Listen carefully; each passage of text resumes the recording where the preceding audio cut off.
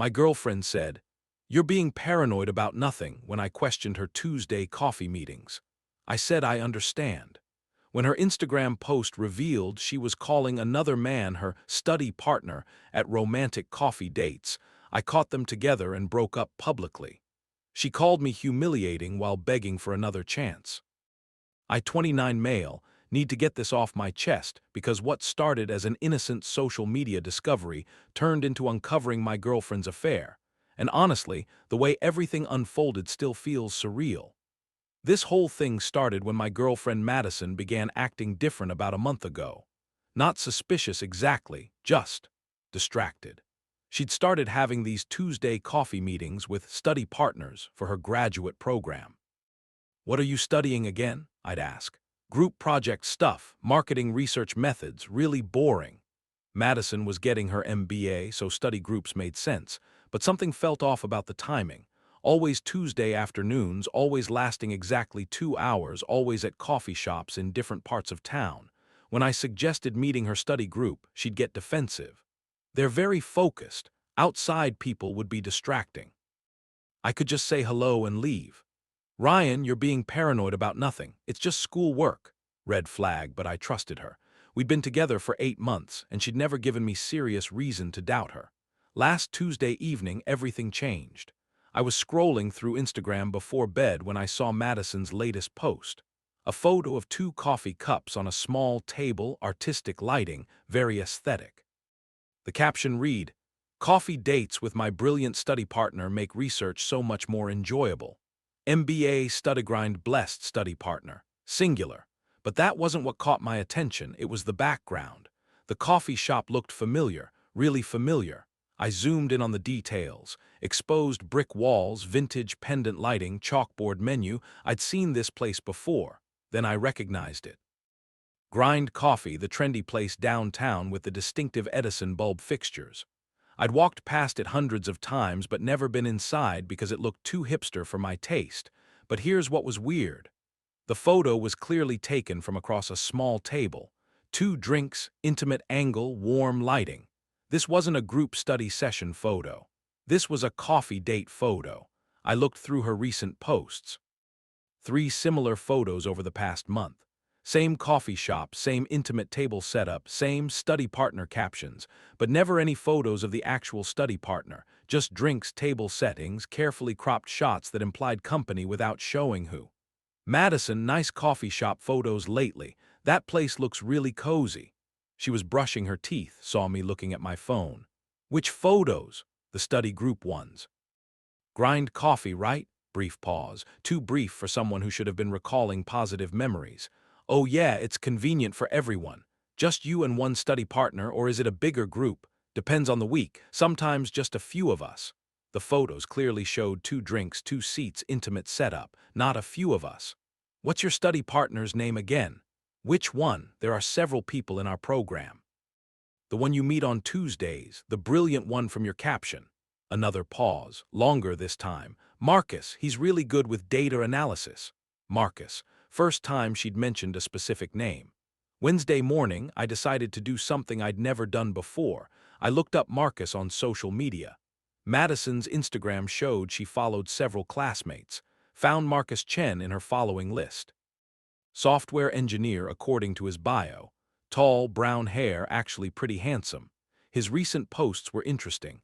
Coffee shop photos, same aesthetic as Madison's. Same Edison bulb lighting in the background, but Marcus's captions were different.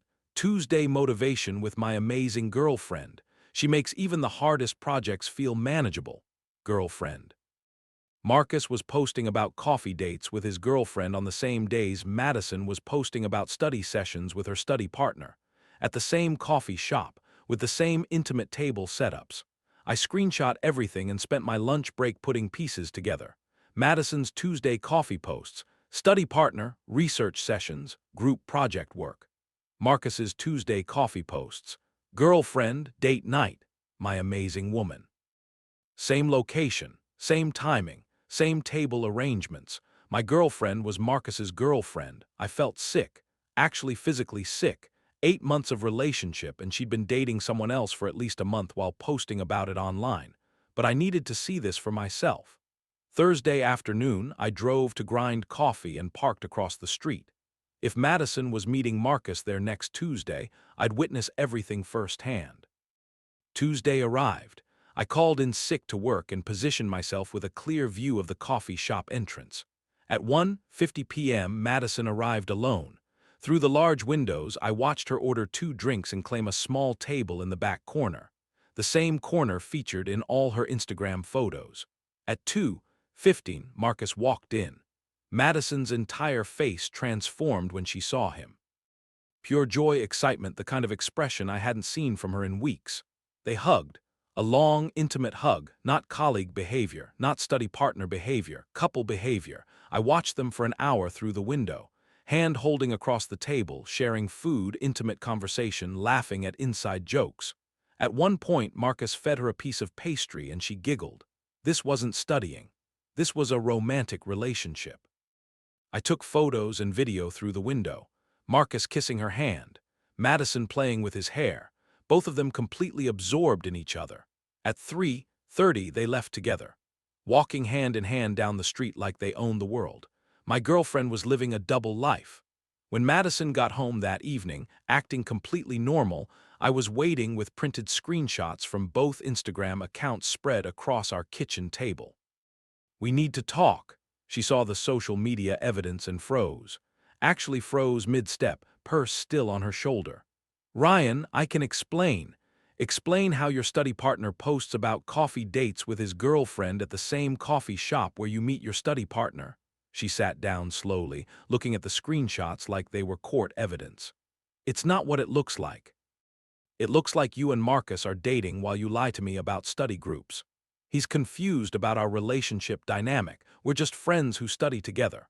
I pulled out my phone and showed her Marcus's most recent post. 6 weeks with this incredible woman. She makes every day brighter. 6 weeks. Exactly when Madison's Tuesday meeting started. Marcus seems pretty clear about your relationship dynamic. Long silence. She was calculating whether to keep lying or come clean. Ryan, Marcus, and we connected over our shared academic goals, but it doesn't change my feelings for you. You connected by dating him while living with me. It's more complicated than that. It's really not. You're cheating on me with Marcus while posting about it on Instagram. She started crying. Real tears, but I couldn't tell if they were for getting caught or losing me. I never meant for this to happen. We were actually study partners at first. When did study partners start posting about girlfriends and 6-week anniversaries?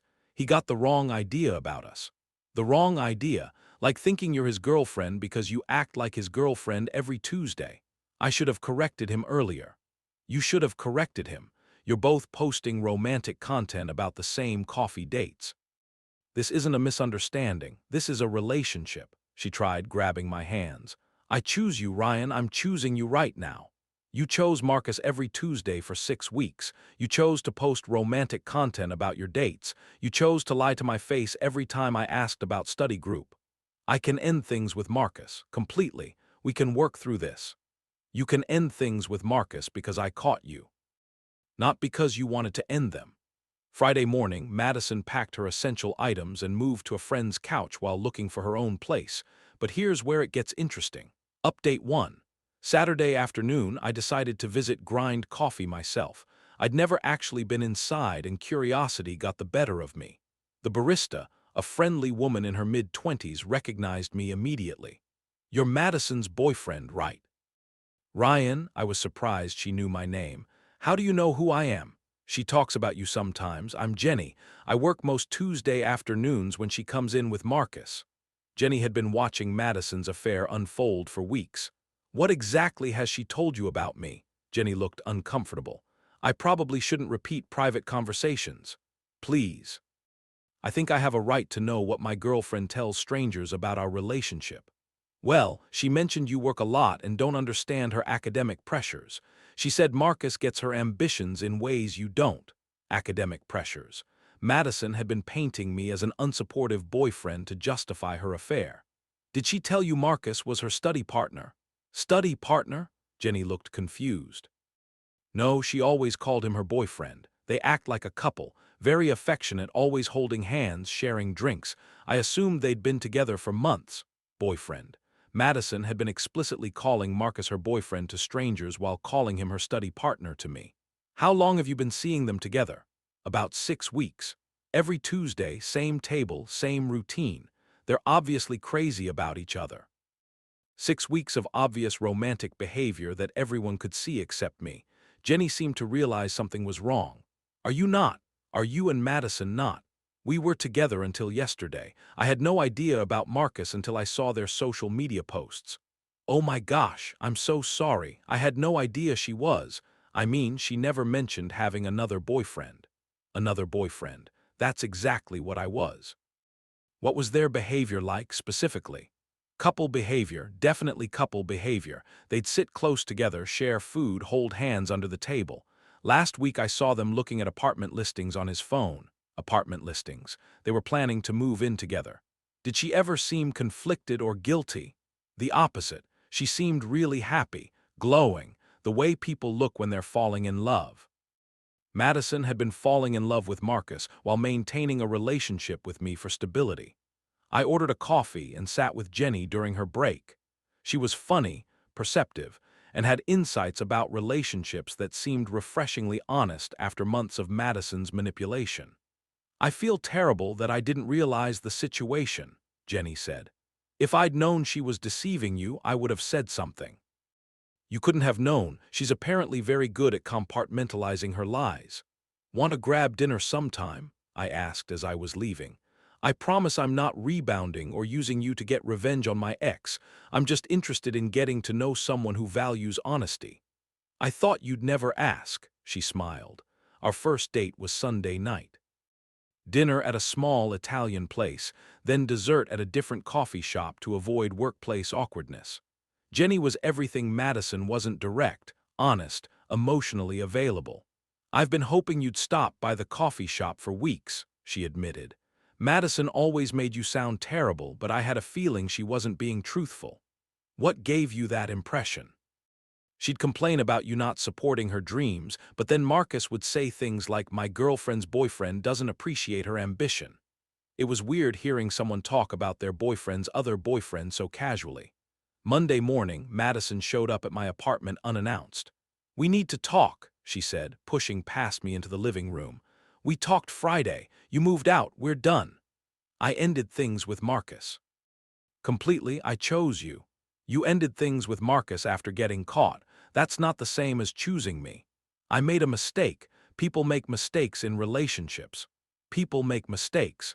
They don't maintain separate Instagram accounts documenting their affair while lying to both boyfriends about the relationship status.